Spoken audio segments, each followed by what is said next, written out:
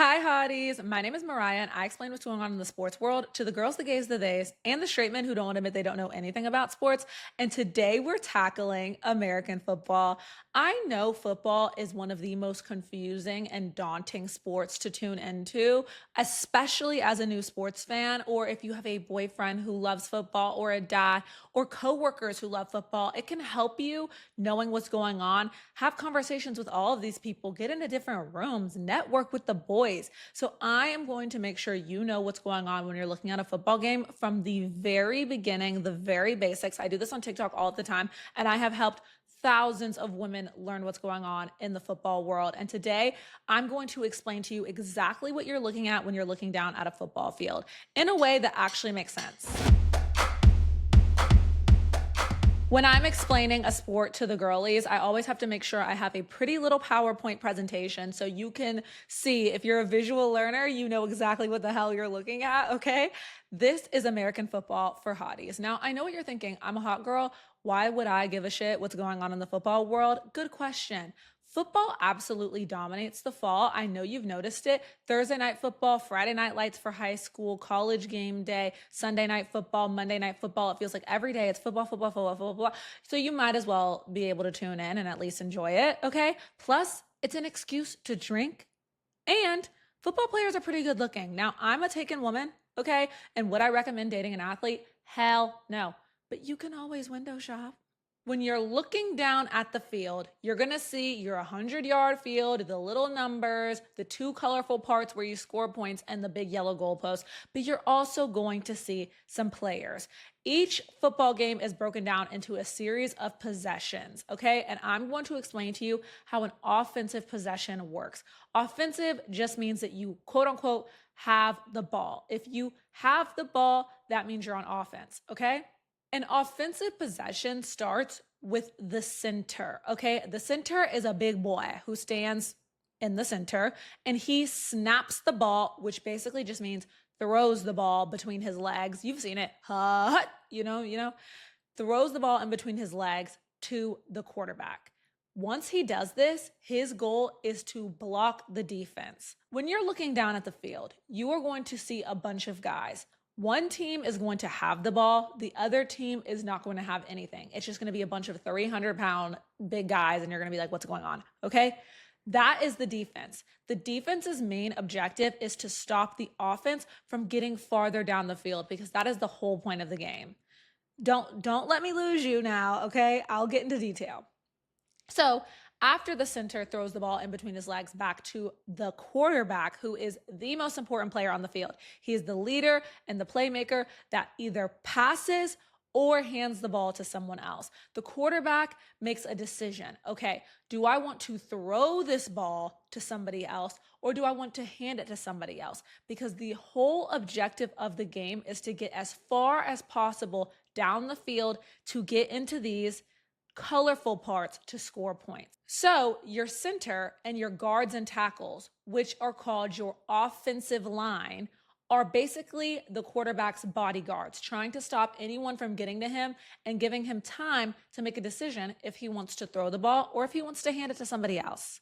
If the quarterback chooses to throw the ball to get it further down the field, they're throwing the ball to their wide receiver. That's basically just the ball catcher. Hey, don't be dirty. Hey, yo, what the fuck? The wide receiver is basically the guy. He runs down the field and hopes that the quarterback is going to throw it to him. But if the quarterback looks out on the field and sees, okay, there's way too many people, I don't feel comfortable throwing this ball, they also have the option to hand the ball to a running back whose job is to be really fast and strong, run through the defense, and try to get the ball further down the field to hopefully get to the colorful parts and make some points. Then you've also got your tight ends. Now that is the position that Taylor Swift's boyfriend plays. They are kind of like the wide receivers, except for a little bit bigger, because they have the ability to also block the defense, okay? So the quarterback also could throw the ball to the tight end, or the tight end can help the center and the guards and tackles, which is your what? Offensive line, build this wall to stop the defense from getting to your quarterback or your wide receiver or your running backs. If that was confusing, don't worry. I love an analogy. So Beyonce. Let's think Destiny's Child, ladies. Beyonce is obviously your quarterback, the leader, the playmaker, the best vocalist. She is your main squeeze. You've got Julius, Beyonce's infamous bodyguard that never gets too far away from her because his whole job is to stop anybody from being able to touch Beyonce so that she can do what she does. Now, Beyonce also has to call in some help from time to time to get a hit record out, just like a quarterback has to call in some help to be able to get the ball further down the field from time to time. So Beyonce could either call in her wide receiver, which in this case is Kelly Rowland, who can always catch a tune, or she could choose to hand the ball off to her running back, which in this case is Michelle, who is the queen of the bridge. She can run through. You know what I'm saying? Michelle's part of the song might not be very long, but it's very impactful. And when she does have a long part in a song, it sounds really good. And when she does have a short part in the song, it can be very impactful. But Beyonce doesn't always want to collaborate with Kelly and Michelle. She also has the option of collaborating with her husband, Jay-Z, who is her tight end in this example, okay? Because when Julius is busy fighting off different people, fighting off people from getting to Beyonce, Jay-Z is always right there next to her, also able to protect her from anyone who is trying to get to Beyonce. But if she wants to collaborate with him, if she wants him to catch a tune with her, get on a hit record with her, he can also do that. Now, let's talk about your defensive positions. You've got your linebacker. Their job is to rush and or run towards and try to stop your quarterback and your running back. And then you've got your defensive line. Their job is to try to sack the quarterback. Sacking the quarterback basically just means knocking his ass down, okay? Don't get too confused. Sacking the quarterback means knocking his ass down. And their job is also to battle the offensive linemen. Now, that's Julius when it comes to Beyonce. The defensive line are people who are fighting Julius, trying to get to Beyonce, fighting Julius so her ops can get to her. You feel me? Then you've got your cornerbacks. They're a little bit faster than the rest of the guys. Everybody on the defense isn't a 300-pound linebacker, okay? Some of them have to be a little more speedy so they can keep up with your quicker guys, like your wide receiver and your running back and your quarterback. Those are going to be your cornerbacks. Their job is basically to chase after the wide receiver, chase after the running back, and try to stop them from catching the ball, running far, whatever the case may be. And then you have your safeties, and they're your last line of defense. Don't get too bogged down with the defensive possessions, ladies. Just think of the defense as a wall. If you are looking down at the field and you see one team has the ball, the other team doesn't, you're like, okay, that team is the wall. They're just trying to stop the team that has the ball from going any further down the field. Let's talk about the timing of the game. Now, football games can last 3-4 hours, but it's really just usually 15-minute quarters, okay, that are broken up by a 12-minute halftime, and then they can go to overtime, which is something I would have to do a whole other video to explain. But just know that the actual gameplay isn't that long. It's about an hour with a 12-minute halftime, but the 3.5-hour games are so long because every time someone gets knocked down in football, there's reviews, they line back up, they go to commercial. It's just like a whole song and dance. Most of the game is spent just standing there or with commercial breaks. Now, here's how the game flow works. It starts off with a coin toss. That decides who gets the ball first. And now that you've learned about what that means, that decides who is on offense and who is on defense.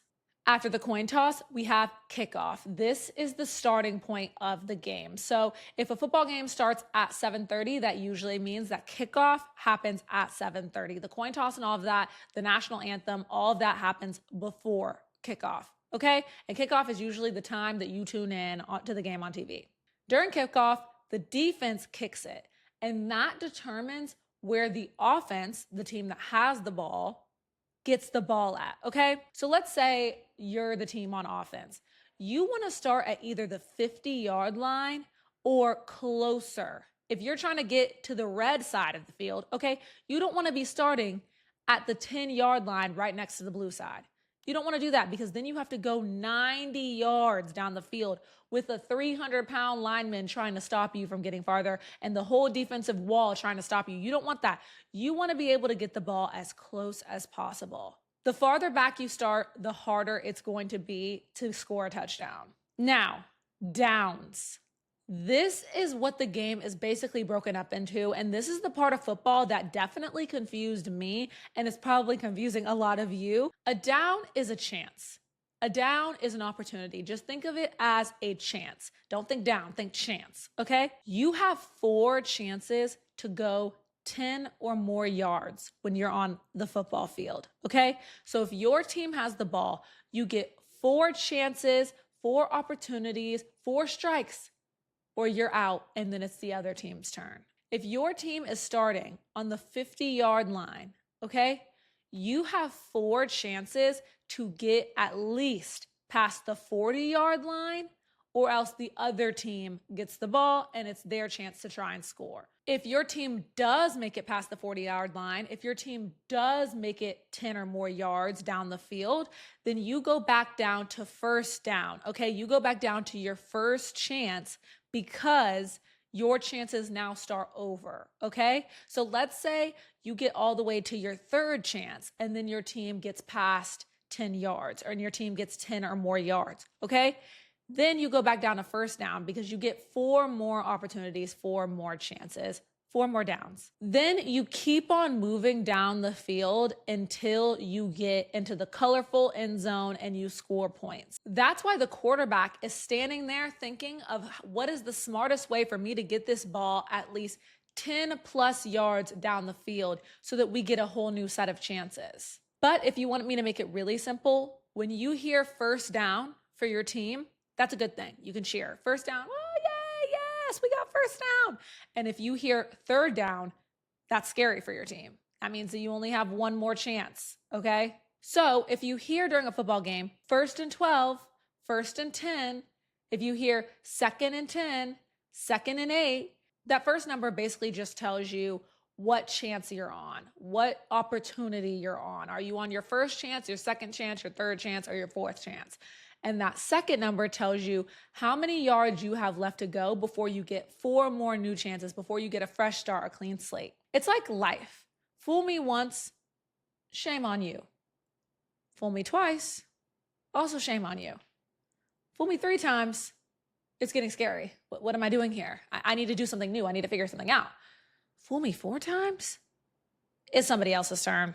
Now, let's talk about the scoring. How do you earn points? How does the score work in football?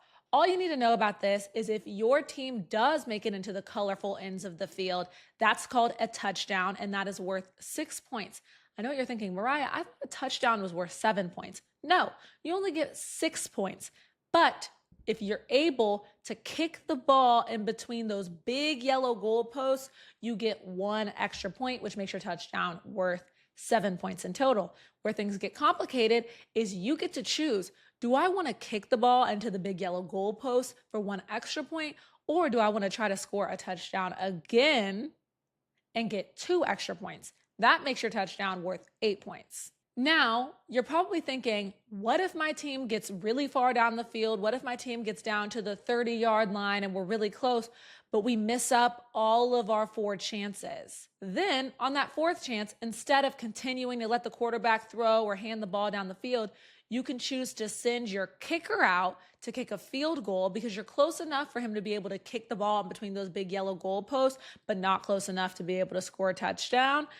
If he makes it in between those big yellow goalposts, you get 3 points. That's called a field goal. So the defensive wall doesn't want your team to even get far enough to where they're close enough to be able to kick a field goal because then they can still earn points. The defense wants to keep the offense as far back on the field as possible. Ladies, that's all I have for you today on American football for Hotties. If you have any questions at all, please leave them in the comments. And if it requires another video, I will be happy to make another lesson for you. The next thing I think I'm going to talk about in regards to football might be some football lingo. So at least now that you know that what's going on the field when you're looking, you'll be able to tune into some conversations. You'll know what to cheer for, what's bad, what's good, what the cool girls are saying when it comes to the football world. Thank you so much for watching. Subscribe to the Hoops for Hotties YouTube channel. You don't want to miss a thing.